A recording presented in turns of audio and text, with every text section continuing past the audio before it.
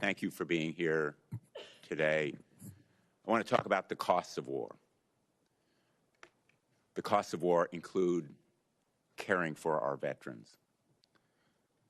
We've had an estimate from Mr. Hurst yesterday that the cost to date in dollars for this war has been $25 billion, which I believe is well below the actual cost based on everything that I've heard, everything available to us in various kinds of settings, and I'm going to ask for a more accurate assessment.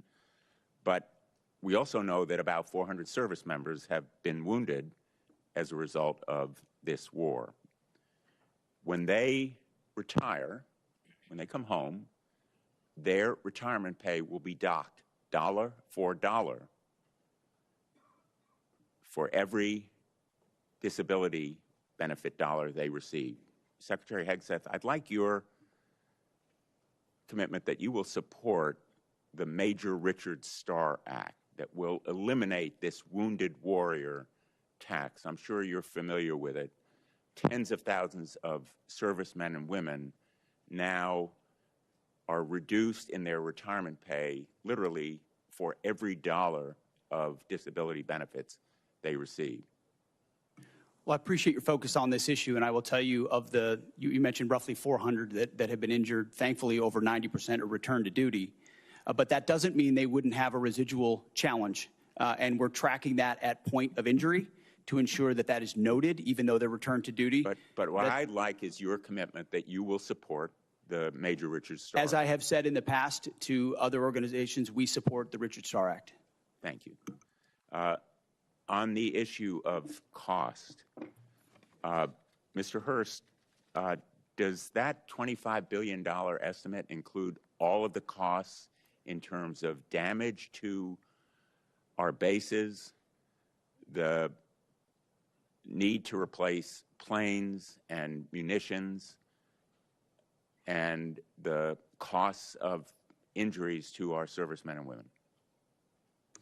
Senator, so for the Milcon facilities replacement cost, that's probably the hardest thing to estimate right now because we don't know what our future posture is going to be or the future construction of those bases. Well, you owe it to us. You're here to ask for appropriations. Of course. And I would like a more accurate estimate of what has been done that will require replacement and renovation, as well as the other costs.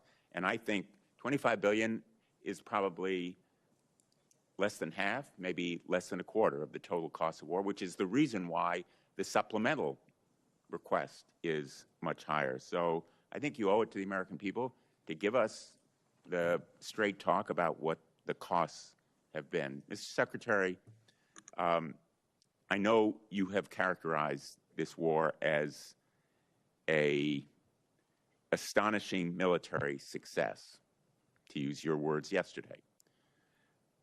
But the American people aren't buying it. And I know you feel the American people are seeing through the abstruse stuff that is thrown at them, but one point is irrefutable, which is America never succeeds in war unless the American people are behind it. And if what you're seeing as success now is winning, I would hate to see what losing looks like, because none of the shifting and contradictory objectives of the war so far have been achieved. Likewise, let me ask you, yesterday the President said that Ukraine has been, quote, militarily defeated. I assume you don't agree with that assessment. The negative nature in which you characterize the incredible and historic effort in Iran is part of the reason, Senator, why the American people view it the way they do. It's why I looked out at our press corps at the Pentagon and called them the Pharisees in the press. It's because they look for every problem. Well, I'm asking you about you look for Ukraine. every problem that exists, Ukraine and you has miss. been militarily defeated.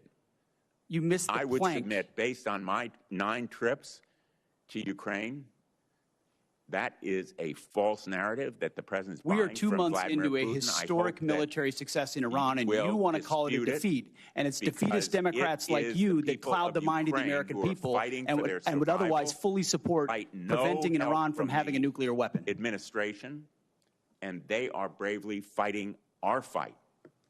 And that is the reason that I'm pursuing the Russian sanctions bill, which is bipartisan, along with Senator Graham, and why I hope we will recognize our obligation to release that $400 million, which we've appropriated. Thank you, Senator Blumenthal.